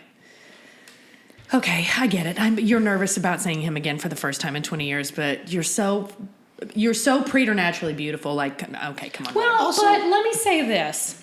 If you had the best sex of your life with a dude that looked like that, and then you didn't see him for 20 years, and you knew he was still going to look exactly like that. You just knew in your heart that he was always going to be that good looking. Wouldn't you be a little nervous? I'd be a little nervous. I don't know if I was Katrina Balfe that I'd be that nervous, because she's just as hot as he is. Every woman has her own insecurities. You're right. I mean, if she was insecure about it, though, like, wouldn't she have dyed them before, or she just didn't give a shit? Like, didn't give a shit. She gives a shit about Jamie. Jamie and what Jamie thinks, but I would dye my beard. I don't. If know. I was seeing somebody that I had loved for 20 years, for the first time in 20 years, I'm not sure I would dye my hair, but that's just not me. Mm-hmm. But I would be very self-conscious about my appearance. Fuck, I used to, when I was going to Portland to visit Tom, every time I would go, I would be like, why haven't I dieted? What if I get a zit? I have to go get my eyebrows done. Truth. Okay. Every time. It was like when I went to my 20th high school reunion, there was a little bit of that, but I'm like, because this particular anxiety is so not me, and because maybe it's because I truly feel that it's really not Claire either. Like, it doesn't ring 100% true to me, but that's cool. So she dyed her hair. And then Brianna and Roger come in when she's getting all her stuff together to leave, and she's a little bit nervous about it, and they're like, no, it looks great. And then Roger just slips out the door, and I'm like, there he goes to get some whiskey. I was right. He's like, we need one more provision. Yeah. And then Julie's like, whiskey. Yeah, and it comes back And with then whiskey. before that, though, there's another really good little mother-daughter scene. Sophia's maybe less good in this one, but Katrina just aces it. Claire gives her the pearls. And also hands over the deed to the house, which she's put in her name, Awesome. and all the bank accounts in her name, and then a letter of resignation to the hospital, which she Give tells this to Joe. give this to Yeah. Joe, and all of this stuff, and the two of them basically just cry. And Brianna's wearing this beautiful violet tone, or like jewel tone, purple jewel tone sweater. It's gorgeous. Yeah, that's the one. The best picture about this part of this picture is that He's pouring whiskey. He's pouring whiskey. This was where I wrote a note that there's a lot of hugging and crying in this episode. I understand why, but And then I said a lot hugging and of crying, gang together. And then we are treated to a beautiful shot of Claire walking out of her home. First they toast, and what do they toast to? Freedom and whiskey. Freedom and whiskey. Cheers. Cheers. And then the beautiful shot of Claire walking down her stoop. And I don't know if it's the night light or that it's the light. rainy pavement or. It's like, it looks like she's going to an international flight, right? Yes. Because it's like an indecent hour. I don't know if it's 4 o'clock in the morning or if it's like 11:30 p.m., but she's going to an international flight. Like, it could not be more obvious. And looking just stellar, beautiful coat, Plaid coat, like And, yellow like, plaid. and there's this light, and it's just hitting half her face, and she's just hashtag moisture goals. You guys moisturize. really. 'cause- And she just looks devastated. It's like a portrait of a woman in grief, and it's gorgeous and sad. And then she looks up, and Brianna and Roger are looking out the window, and Brianna's like, Sophie's good in this moment, good nonverbal moment, smiling and nodding and being encouraging, but like silently crying. And Roger is just standing behind her, and she looks up at them with all of this love in her face, and then gets in a taxi and goes, because she said that she didn't want Brianna to come with her to Scotland, because if Brianna came, it would be all about saying goodbye to her, and that was going to be really hard. So she wanted to say goodbye to her now, so that this time when she went through the stones, it could be peaceful. Because the first time she was terrified, and the second time she was heartbroken and also terrified, and then she And pregnant. assaulted a motorist. Yes. And Who won? and this time she wants it to be peaceful. And then she gets in the taxi and leaves. And then Brianna hugs Roger and starts to cry, and it's very sad. And then She has her best moment of the episode. She goes, wait, just a minute. She goes in the kitchen and like takes a Gathers second, herself, wipes her face off, takes a couple of deep breaths. slowly reaches down and puts on a Santa hat. And you're like, what? And then she comes out of the kitchen with a tray. What is on the tray for Roger? What's on the tray? Whiskey. No. Good guess. Lobster roll and Boston cream pie. Oh, See what she did there? That's sweet. She's really good at the gift giving. And so he's very excited about that. And then he goes, wait, I got something for you. And then she opens it up, and it's A Christmas Carol. So I think Allison Shoemaker is correct. And then Sophie Skelton begins to read from Charles Dickens' A Christmas Carol as it slowly morphs back to Claire in the cab, where she talks about puddles. Real quick, I want to say one thing. The least believable thing that happens in this episode is that Roger, who watches Dark Shadows, has never heard of A Charlie Brown Christmas. That's bullshit. That is kind of bullshit. That's highly bullshit. Yeah, because she's like, here's your Boston cream pie and your lobster roll. Afterwards, maybe we can watch Charlie Brown Christmas. He's like, what is that? And we're like, you fucking know what that is. Charlie Brown? What is fucking? You know what that is. And also, the second most unbelievable moment in this episode is that when she kisses him, it is so chaste. I mean, it's a decent kiss, but then she has doesn't other immediately things. go, oh, yeah! Yeah, she does have other things on her mind, I guess. Yes. But I mean, come on. So then we flash back to Claire in the cab, and she starts talking about puddles and how she has this thing where she feels like sometimes if she steps into a puddle, she's going to fall into a hole or this whatever. is, first of all, it's a very clever, I think, parallel to the first time she goes through the stones when she recounts how The she car can't wreck. describe Yeah. what it feels like, but the closest sensation was she fell asleep in a car and woke up when it was going off a bridge and didn't know like which way was up, and she was so disoriented. This is like this is taken directly from the book. This is the prologue of the third book. She's talking about she used to look into puddles when she was a kid, and it would freak her out because it looked like basically like a mirror hole. Like you look into it and you see only sky, and it looks like maybe you're going to look in and just fall and never stop falling. And sometimes that still happens to her. Sometimes she still thinks that. And she's getting out of the cab, this like really great checker cab in her beautiful coat, and she takes her stacked heel and she goes to step out, and then like the beginning of season 2, when Frank reaches out to take her hand and she takes his hand, and then we pan back and it's Jamie on the docks in France. She steps out and you see her shoe step out, and then a boot hits a puddle, and it's Claire in her dress getting out of a Batman carriage. dress, getting out of a carriage in Edinburgh. Yeah, so we have jumped. We She's are there. made it. She's done it. She went through the rocks. She's there. Apparently, it was just difficult to film at the Stone, so they came up with this workaround. But I really liked it. That sounds really I clever. thought it Yeah. made sense. I thought it was and, a really and I nice- thought I really did think that it did reflect that the car wreck thing. It kind of and called the transition from the future into the past In France, The last right. time we did that, yeah. that. So here she is. She's in old Edinburgh. And then what does she do? She asks a kid where the print shop is, which is a direct It sounds reference. to me. It made me think about A Christmas Carol. She When actually said that earlier. Ebenezer Scrooge is like, "You boy, what day is today?" it? Oh, you played the kitten, mate. It's Christmas Eve. Then he's like, "Yeah, go buy a fat goose," and he's like, "Okay, I'll go buy a goose." books, and then he goes and buys them. You know what I mean? So she walks up to this kid and she's like, "You, boy, where is the print shop under the name of Alexander Malcolm?" And he's like, "Oh, it's right down the street. Let's go down to the left. What else?" Carfax Close. That gave me a little. And then, So there's, I don't want to hashtag in the books too much, but there's a moment that it's so little and silly, but there's a moment I really miss. She has to walk from the Stones to Inverness, and then she has to take a carriage from Inverness to Edinburgh, and then she gets out in Edinburgh and has to shake off her like male suitor from the carriage ride, and sort of like runs away, and then she's like, "Okay, I gotta find out what this is. But I need a second. I need to just sit for a second, because this Whisky? But no, this is fucked up. Now I'm in the past again. This is crazy. How is it that I'm in the And now past I'm again? alone. And I'm about to go see this dude. And what if what's going to happen when I show up?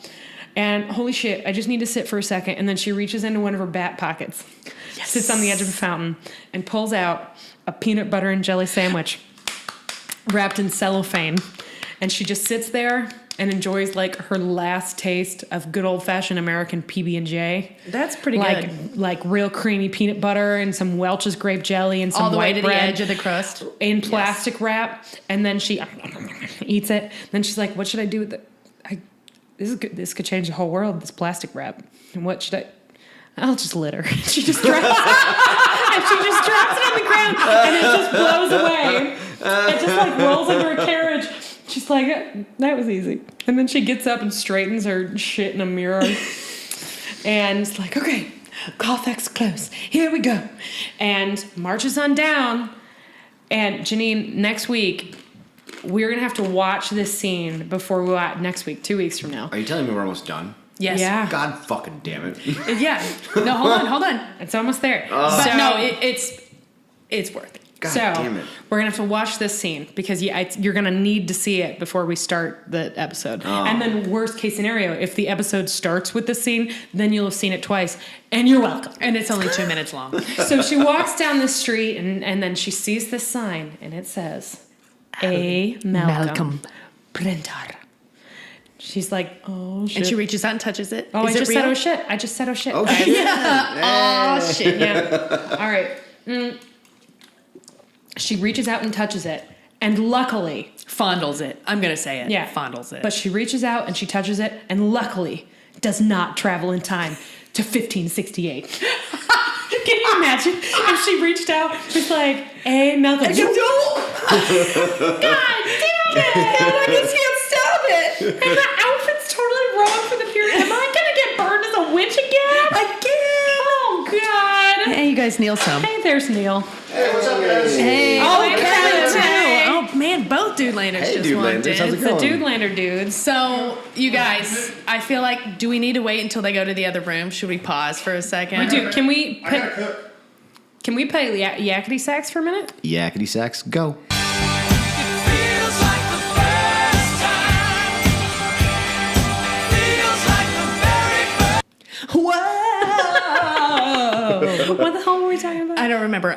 The last thing I remember is her fondling the A. Malcolm And sign. getting sent back in time to 1568. So like, ah, shit! You don't understand. I made this out of a raincoat. A raincoat!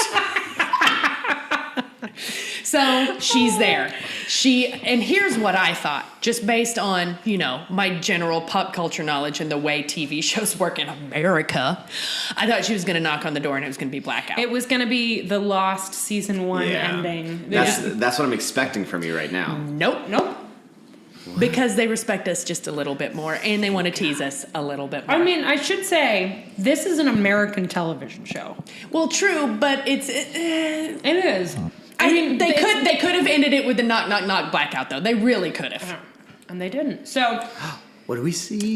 first of all, I want to say, despite the fact that, maybe because I knew what was coming, because this episode is really well directed, and it's really well acted, and Katrina Buffmuffman sells the holy... Oh, by the way, I can hear the Skyboat song. If I held the mic, you could probably hear it. The Dudelanders are starting episode 3. Yeah, I can hear it. That is Neil and Kevin. enjoying episode 3. They're not singing along, which seems to me like a missed opportunity. Huge Anyway, missed Well, opportunity. they're letting it play though. They don't have to let it play. That's true. But you know, they just wanted to see credits, dear. Maybe Kevin is warming up. I doubt it. I really doubt that. Anyway, Patty. So So anyway, despite knowing what was going to happen, because it's so well directed, this sequence in particular, it was like, it's just a woman walking up a flight of stairs. But Jesus Christ, I got so nervous. And I'm like, excited Allison, you know what's and gonna nervous. happen. I was like, I know, but it's just, there's something about it. This is why you have to watch this one. Yeah. it's very well done. You just get like, my pulse just went up. My heart rate went up. Well, if we like backtrack just a little bit to when she was leaving Brianna and Turtleneck. Oh, you want to see that shot? I want to see that a little bit, but also yeah. because like I'm just thinking about that going like, wait a second, he said he knows he was alive and you could time it out now and you can go find him, but you don't know where the fuck he is. You're going to the past and like this is a huge she knows fucking he's gamble. in Edinburgh. That's it. That's it. Edinburgh's That's it. big. I've been there. And I've she seen it. doesn't know like what he's gonna look. She doesn't know what he's gonna think of her. He might not for have any 20 years. eyes. I mean, she left him 20 years ago and never figured His out that he nose was might have still been cut alive. off. Who knows? His nose might have been cut off. You know what? That is true. God, wouldn't that have sucked? Can we just have one moment, the alternate timeline in our minds of him turning around with no nose, and she goes, ah! The show would have been over. Show No. ends. No. Anyway, that did 'Cause you know not what? happen. He still had that ding. He still had those magic fingers. Right. Yes, now they're covered in ink, but that's okay. So she takes this walk up the steps, and it's not in slow motion. She's just taken her time.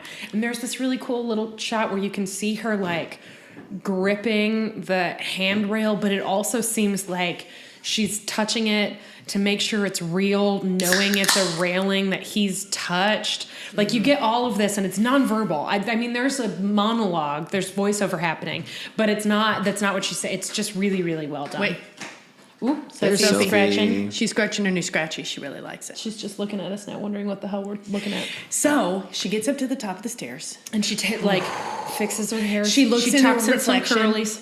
She's just making it okay. Holy shit, man. Okay. And then she opens the door and it hits a little doorbell and it's like ding, ding, ding. It's really taking Wait, its you know time what? I'm here. going to make a noise for you guys. Julie, you make noise all the time. Yeah! Oh. Foley. Yeah, So it's like that. you see the bell ring and the door opens and she's kind of looking around and like, God, she's so good in this scene. And there's then- nobody And then there. you hear a voice from like below. And the voice goes, "Is that you, Jordi?" And Julie and Jen and I all went, yes! Because it's very clearly He has a Jamie's very voice. distinctive Yes. voice. And her face when she hears Again, his like voice. 19 just different like, emotions. Like whoosh. joy, fear, sorrow. Woof.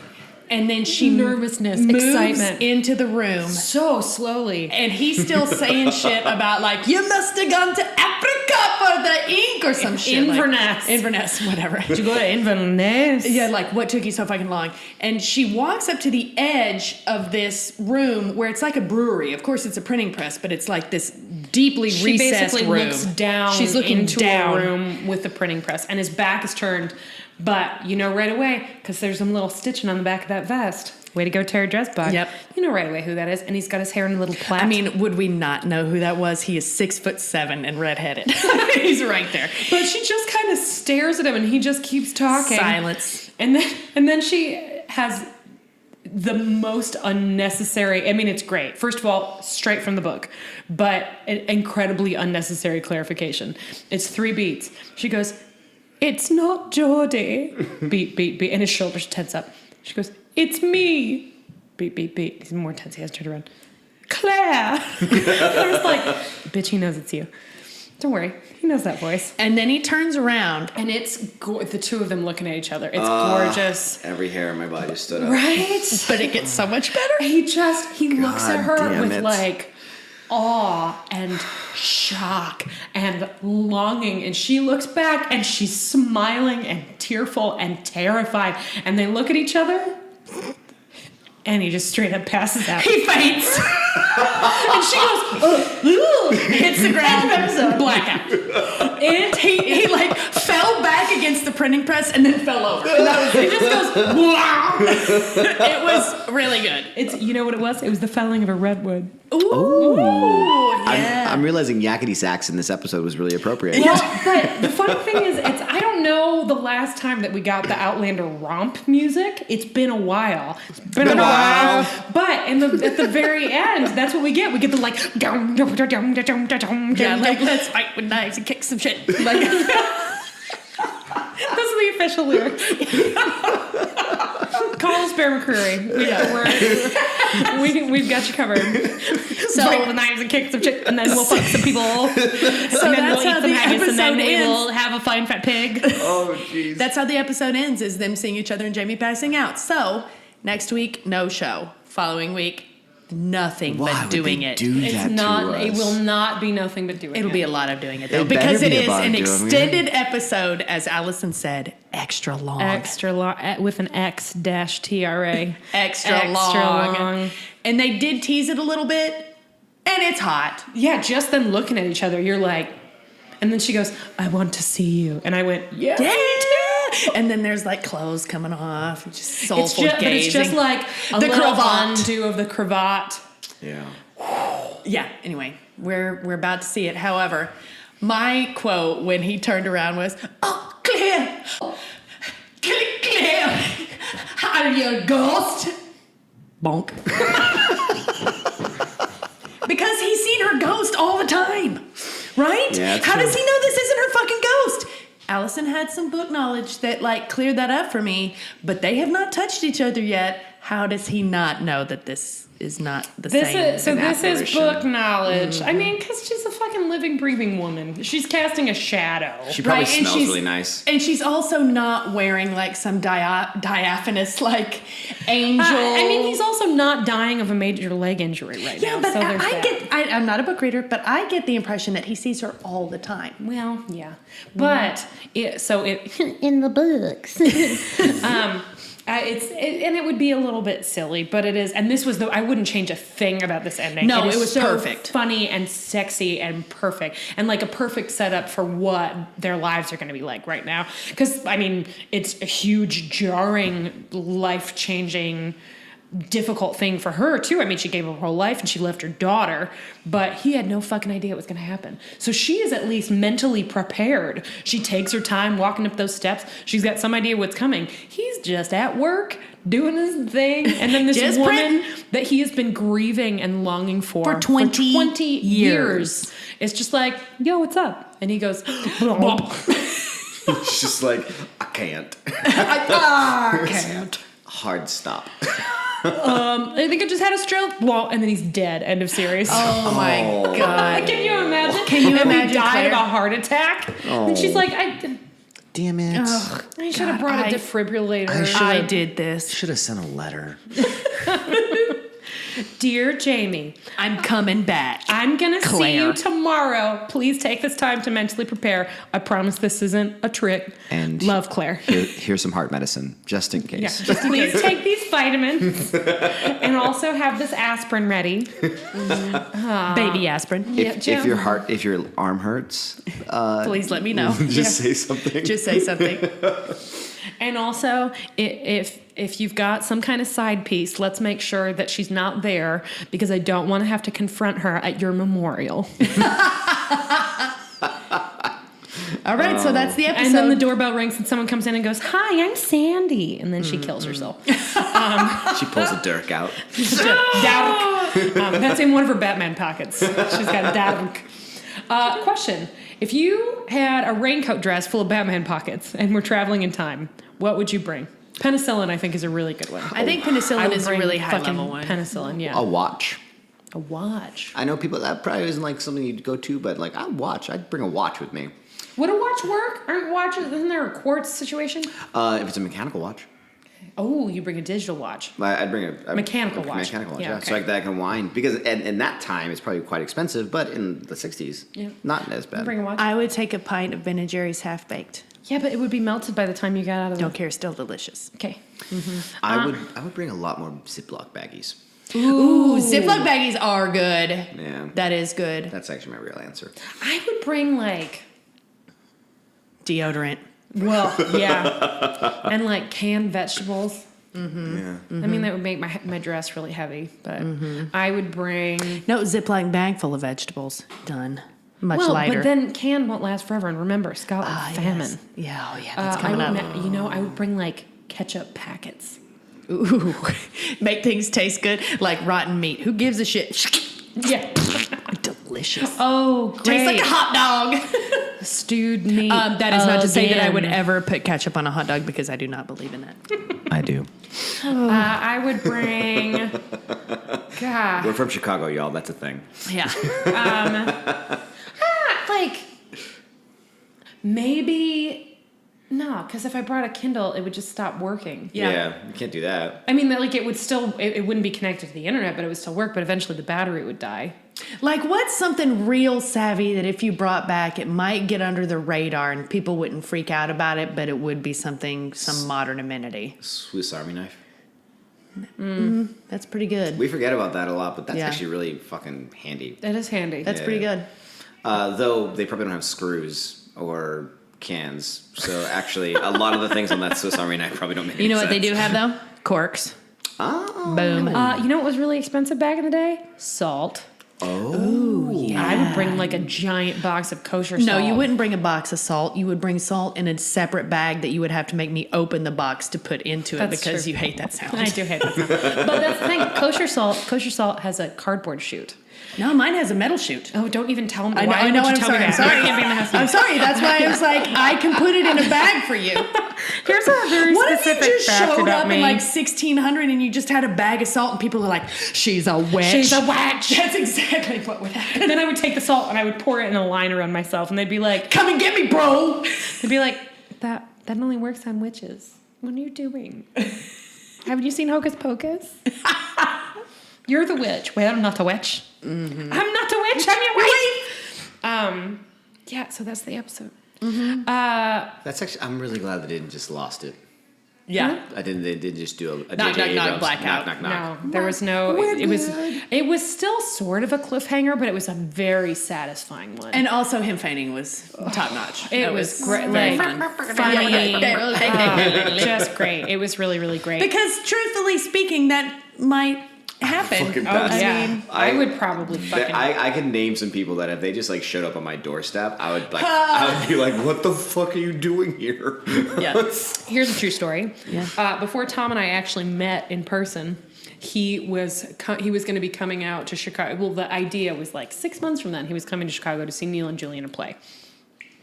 And then one day he chats me. And we had been like talking about this play I was directing, and he was helping me figure effects out and stuff. It's our love story. And he chats me and he was like, "Hey, I don't want to freak you out, but I didn't want to just surprise you because I wouldn't want this to happen to me. So just so you know, I'm coming to Chicago next week to surprise Neil." And I was eating a sandwich and I went, and I stood up and I was like, Liz Lemon choking by yourself. Did you jump on a chair? like myself. No, I didn't actually choke, but I almost choked. I was like, and then I spit out my sandwich, and I took a walk for a second, and then I came back, and it was like, Allison. Dot, dot, dot. And I went, Question mark? I almost choked on a sandwich. I'll see you next week. And then I had a whole conversation with Julie one day where she was like, "So what are we going to do with Tom next week?" And she was like, "I don't know what you're talking about. What Tom who? Tom isn't coming." Because Julie is very sneaky, except for when she's been drinking, and then she's not sneaky at all. You know what? And then you could see just a little panic in her eyes, like in the back of her eyes. It has happened to me so many times that I have almost ruined a surprise. That finally, last week, I got it together for my husband's 40th birthday, and I did not spoil a single one of the 3 great surprises that happened to him. I'm very proud of myself, you guys. One of them was that we sent him an edible arrangement. It was really funny. The fact that it turned into a meme was the best part. It was the biggest. There is nothing my husband hates more other than misogyny and institutionalized racism than a fucking edible arrangement. And On par. we got together and fucking bought him the biggest one in a basketball and sent it to his office, and his boss was in on it. and it was a delight. And it wasn't just me and Julie, which was the plan for a It while. was like we were going to 18 do it. people. It was better because he was like, "Oh, it's from each and every fucking one of you. You all did this to me." Anyway, it was great. So I did not bust that secret. So I'm getting better. The older I get, the more Kenny I'm getting. No, I'm not telling any secrets. Anyway, if Tom had just showed up, I maybe would have passed out. So let's do our scales. All right. Shall we? Let's start with the easiest one. Well, actually, no, this might be kind of complicated. The doing it scale. On a scale from I know. Ken Burns baseball to, I don't know, 9.5 weeks? I know what mine is. Okay, what is it? Have you ever seen the movie In the Mood for Love by Wong Kar-wai? Yes. It's like that because it's a slow burn. They obviously very much like each other. There's not a lot of outward affection, but there's a lot of inner stuff. So we've got a little bit of that with Roger and Bree, and then we have that at the very end when they see each other for the first time in 20 years. I've That's got mine. a similar thing.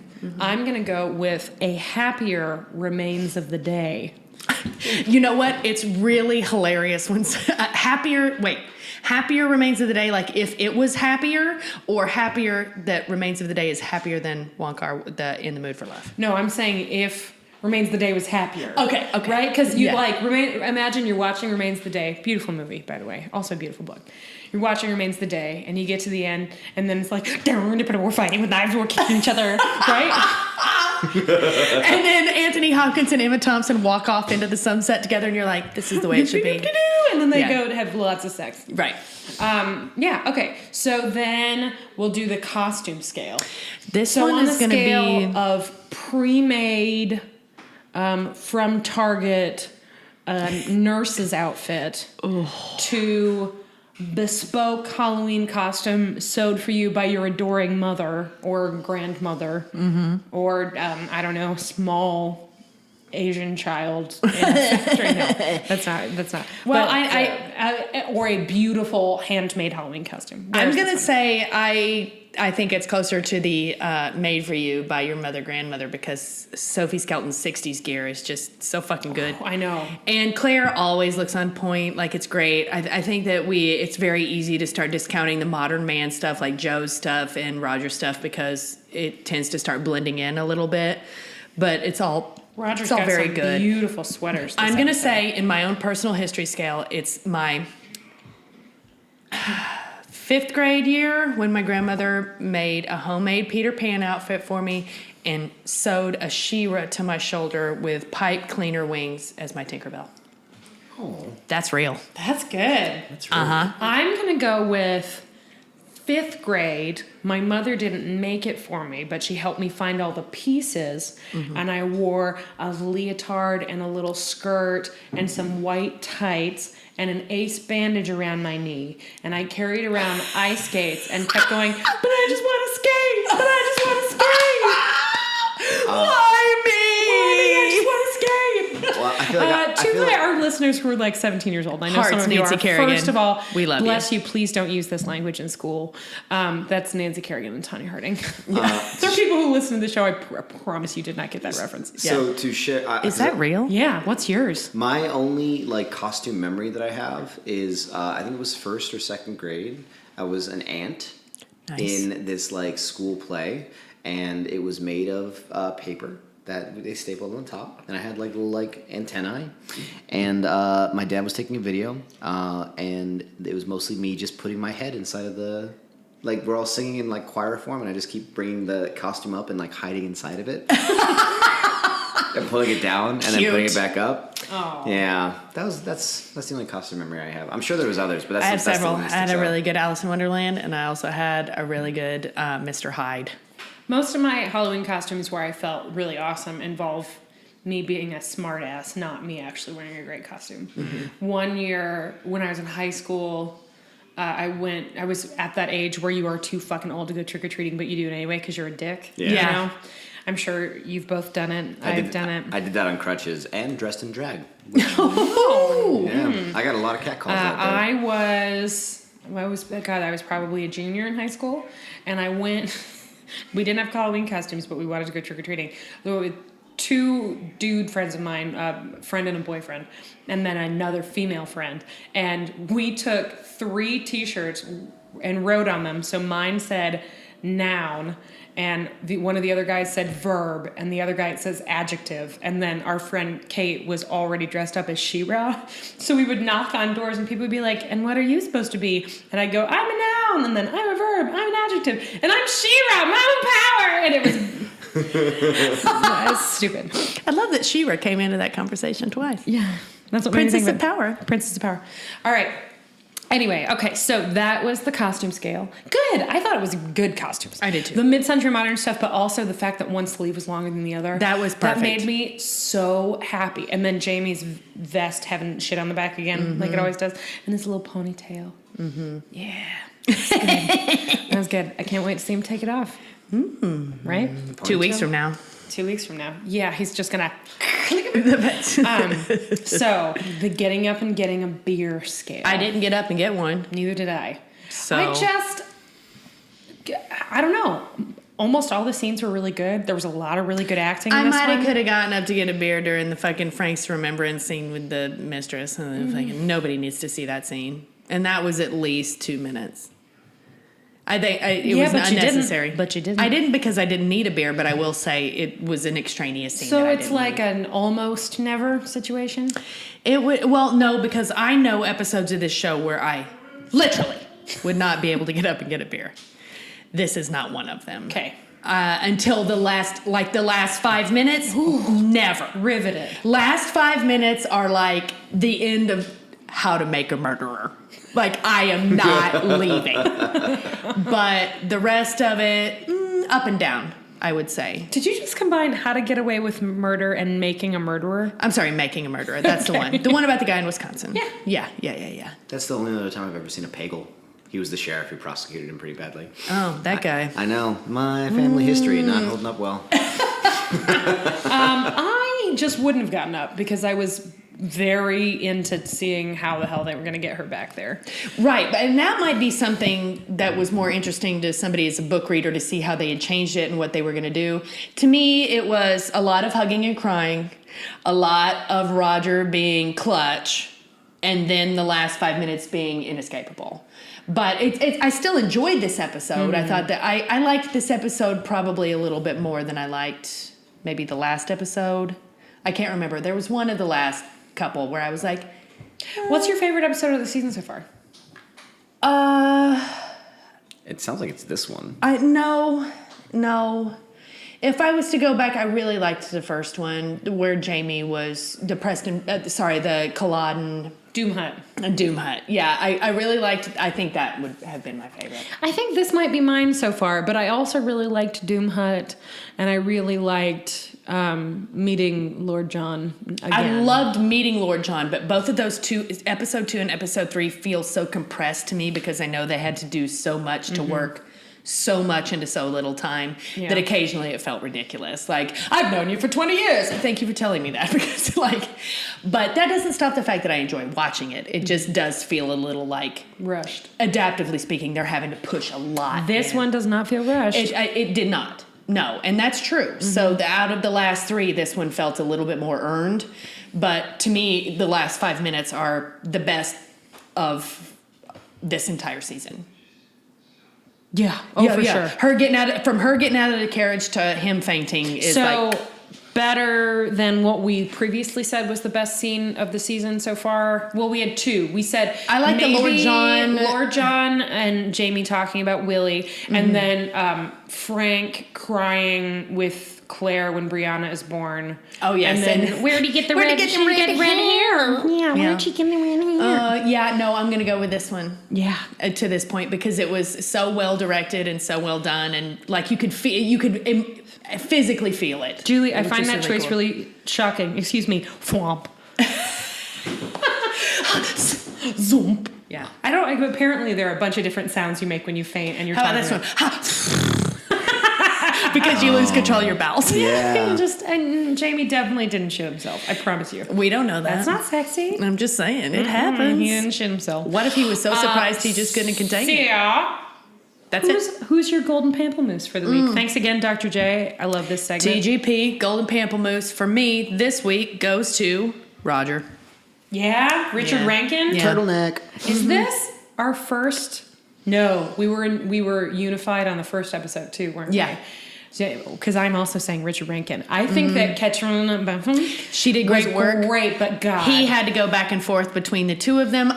Joe Abernathy was almost there, but they just didn't give him enough time. Yeah. He- Well, and if I wasn't going to choose Richard Rankin, I would choose Katrina. But the scene they have together is so good, and it's what really got me was his. He's very good, and he's always ready to get you some whiskey. he is Clutch. just he's there when you need him. He knows. Great, that's great. Next week. Oh, do we have a Je suis spoilé this week, or do you want to? We are gonna not. Okay. Because we're running overly long, and we haven't even talked about Junior yet. It was funny. Okay, No, fine. we're gonna move it along. Also, we can talk about some spoiler stuff next week for sure. Yes. Next week, if you have questions you want us to answer, you can send those to us on Twitter or on Facebook. If you don't use either of those things, I don't know what to tell you. Maybe I'll set up an email address or something. No, Join or die. Just Twitter or Facebook. Send us a Facebook message. Reach out to us on Twitter, or send a direct message on Twitter. Whatever you want to do. But let us know if you have questions you want us to answer. And then if you have suggestions for other things we can talk about, do that too. I'll take a couple suggestions, throw them in a Twitter poll. And we will talk about spoilers for sure. We will also talk about our amazing patrons. There are lots of you. We got some new patrons this week, which is really cool. So thanks, guys. You're making it possible for us to do the show because it would be too fucking expensive otherwise. So thank you so much. To all of our patrons, but particularly Amanda Newton, Beth Lack, happy birthday, Beth. Yeah. Flourish Root, Molly Layton, Dr. J, Lara Magnuson, Friday Payton, Jen Lander, Drunklin, Kathleen Moniz, Katie Kirshner, Catherine Galindo, Kiki the Wise, and Kara Marlowe. Is Kara Marlowe new? She was new last week. Nice. Yeah. Thank you so much. You make the show possible. If you like it, please leave us a review on iTunes or Stitcher or Facebook or wherever you want to leave a review. Just leave a review. But Also, just especially hit us iTunes. up on Twitter because A, we are very responsive, and B, our gift game is super strong. Twitter, hanging out on Twitter is really fun. Thanks to all of you who reach out because we have a lot of fun reading the things you say. And But also, if you want to leave a review like on a bathroom wall or something, just take a whatever, picture. man, because or that's if our you brand. want to make sure to tell your massage therapist that we sent you. Yes. That's amazing. Or go to Empirical Brewery and be like, what's up? I need 20 growlers. You know why? Boom! Podlander Drunk Cast. Speaking of, we are going to be doing another live show. I don't have a date for you yet, but we are He asked officially about going it. back to Empirical. That's good to know. So Yeah. we will be going back there. That should be really fun. Cool. So find us on Twitter at PodlanderCast, on Facebook at facebook.com/PodlanderCast, on Patreon at patreon.com/PodlanderDrunkcast. You can follow Julie on Twitter at JulieStarby, BEE. me at Allison Shoe, and Janine here at Peggle_Aaron, which is his drag name. Thank you Well done. so much for listening. We are going to finish this feta dip and these fine Pilsner beers. Cheers. And then next week we'll be back to talk about other things. And after that, oh shit, it's boning time. Yeah, bye. Bye. Bye.